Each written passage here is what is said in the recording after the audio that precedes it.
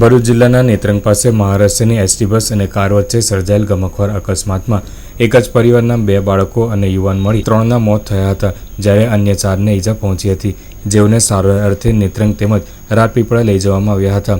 દેડિયાપાડાના પટેલ પરિવારના સભ્યો પોતાની ઇકો કાર લઈ વહુના આણું તેડવા બારડોલી પાસેના મહુવા જવા ઉત્સાહભેર રવાના થયા હતા।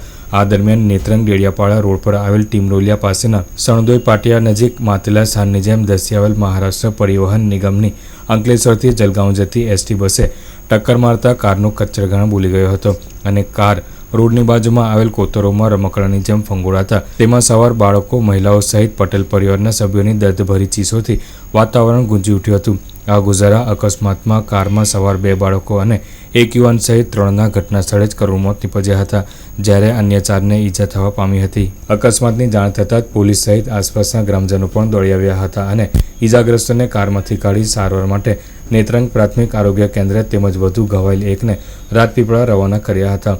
અકસ્માતના પગલે નેત્રંગ દેડિયાપાડા પંથકમાં શોકની લાગણી પ્રસરી જવા પામી હતી, તો પોલીસે અકસ્માત સંદર્ભે કાયદેસરની કાર્યવાહી હાથ ધરી હતી।